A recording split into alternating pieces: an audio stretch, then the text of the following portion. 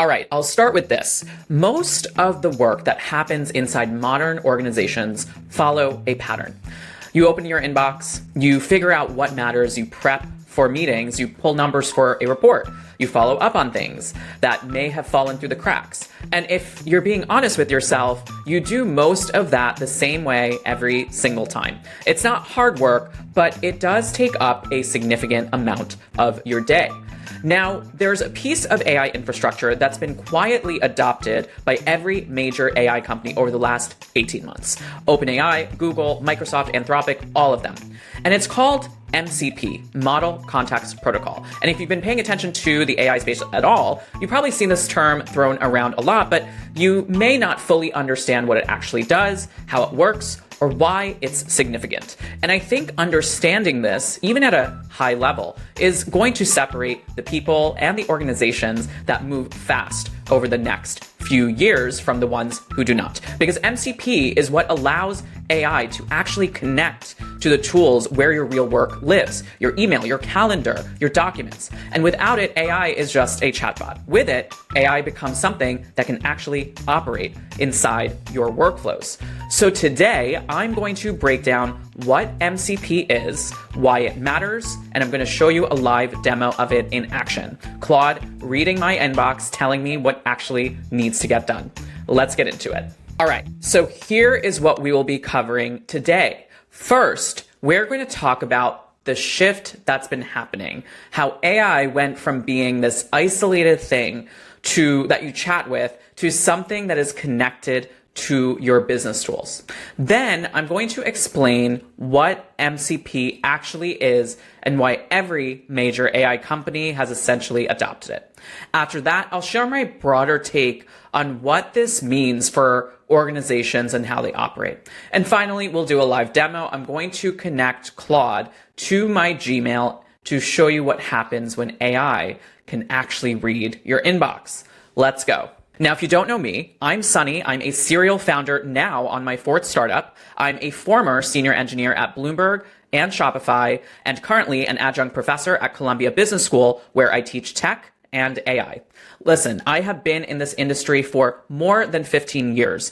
I've made all the mistakes so you don't have to. And my goal for today's video, and really all my videos, is to help make sense of all the innovation that we're seeing in the AI landscape and for us all to get a better understanding of all the AI tools that we have at our disposal. Let's get started with our first step. All right, so here's the thing I want you to understand first. For the last 2 years, most people's experience with AI has been the same. You go to ChatGPT or Claude, you type a question, you get an answer. Maybe you paste in a document, ask it to summarize it. Maybe you ask it to draft an email. And all of that is genuinely useful, but of course there are limitations. That AI has no idea what's actually going on in your life. It doesn't know what's in your inbox. It doesn't know what meetings you have today. It doesn't know what your team is working on. Every time you start a conversation, you're starting from scratch. You yourself are essentially that integration layer. You're the one who's copying and pasting all of that context in. But of course, that has all been changing in real time. Let's set some context for how. So software tools have been talking to each other for decades through something called APIs. API stands for Application Programming Interface, and simply put, it's just a standardized way for one piece of software to request information from another. That's how your CRM syncs with your email. That's how Bloomberg pulls market data. That's how payment systems talk to banks. APIs are essentially the plumbing that makes modern business software work. With respect to AI had a problem. It was incredibly smart, but completely disconnected from all of that plumbing. It couldn't plug into your systems where your actual work lives. And every AI company was trying to solve this, but they were all kind of doing it differently. OpenAI had their own approach, Google had theirs, Anthropic had theirs. If you were a tool builder, say you were trying to make a CRM or a project management app and you wanted to connect AI, you had to build separate integrations for pretty much every single AI platform, and that doesn't really scale. So in late 2024, Anthropic released something called MCP, Model Context Protocol, as an open standard. And what happened next is actually pretty remarkable. Within a few months, OpenAI adopted it, then Google, then Microsoft. By the end of 2025, it was donated to the Linux Foundation, which is the same organization that governs things like Linux and Kubernetes, which are both foundational technologies. And today, MCP is a major standard that every major AI platform supports. And the reason I'm telling you this is to not give you like a history lesson.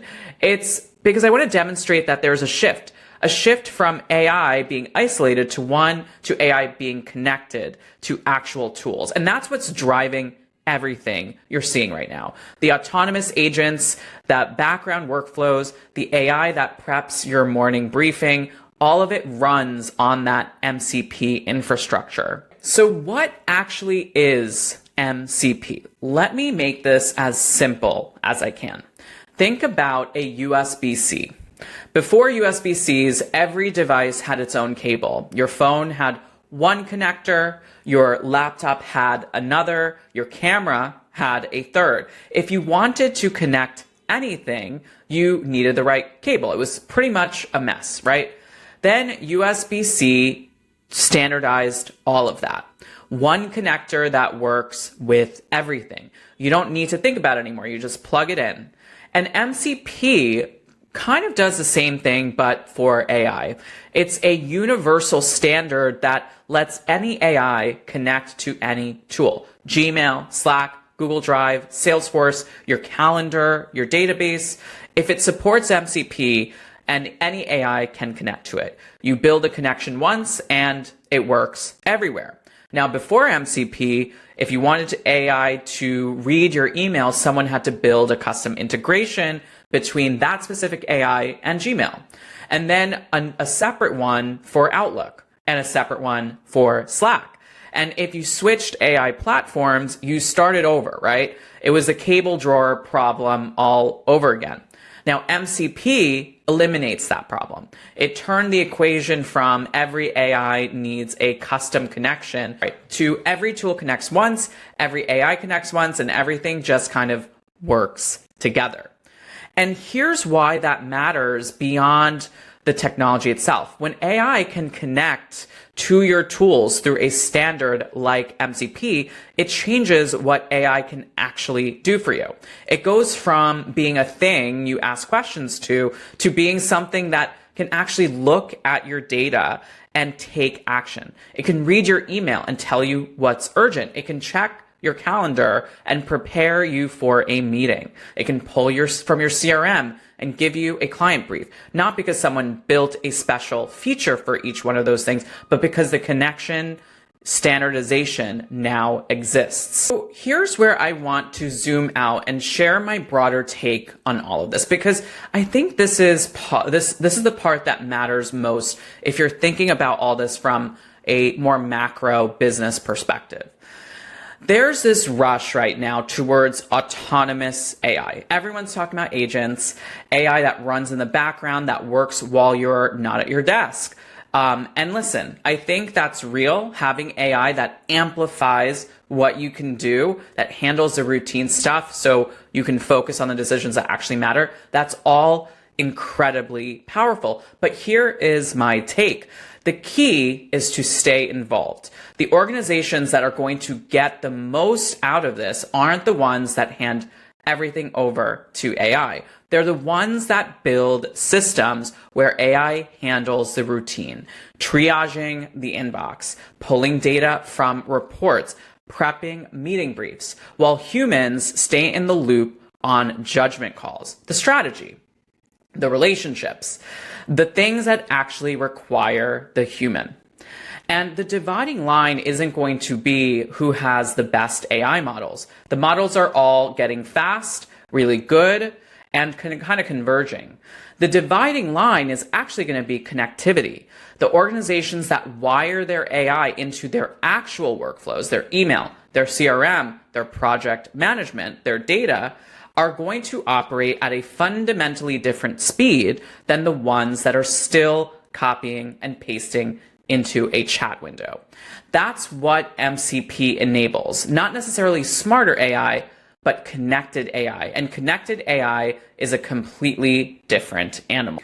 All right, so let's stop talking about this and let me actually show you, because everything I just described, AI connected to your real tools, operating on your actual data, I can just demo this right now for you in about 2 minutes. What we're gonna do is we're gonna use Claude Cowork and actually connect it to a Gmail inbox to analyze the most recent messages and to highlight what's important. Let's get into it. So before we continue, I just want to walk you through the actual inbox that we're going to be looking at and connecting to. So this is a fake inbox that I've created for a fictitious person named Judy Darren, and it has a lot of junk, like a lot of junk email, but there are some important emails that I have highlighted here. So the goal is we want to design our Claude Cowork session to connect to this and pull out all the most important emails and maybe just give us some general summaries. Okay, so I've now launched the Claude desktop app and I've gone straight to Claude Cowork. What I'm going to do now is I'm going to click this plus button and I'm going to go to connectors. Right now I have a few other connectors already preloaded. We don't want to touch those. So what I'm going to do is I'm actually going to click the manage connectors button. And then I'm going to search, I'm going to add another connector. We're going to browse connectors and I'm going to click Gmail because we want it to connect to our Gmail inbox. And what that's going to do is that is going to give me this authorization prompt. And basically I'm giving Claude access to my Gmail, which I'm doing. And the next thing it's going to do is it's going to prompt me to actually select the specific account I want to grant access to. So I'm going to select the specific account. It's this Judy Darren email. And what I'm going to do is when I click on that, what's going to happen is Claude will then have access to this account. Okay, we're going to continue. We're going to select all. And now we're going to go back to Claude. Great. So now I have this connector all set up. So now I'm going to go back to my Claude session. And I'm going to click this plus button. And I'm going to make sure that the Gmail connector is connected. The next thing I'm going to do is I'm going to give it a prompt. So I have this prompt pre-prepared. And what I'm going to do, paste this here, and we'll read it together.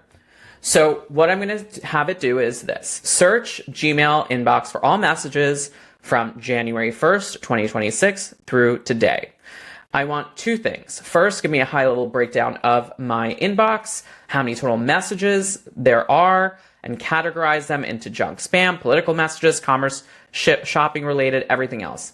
Give me the counts for each second, then pull out the emails that actually matter, anything that needs my decision, has a deadline, or where someone is waiting on me. Skip the noise, present these in a table that with the column for a date received, sender, subject, and a one-line summary as to why it matters. Most urgent first. All right, let's go.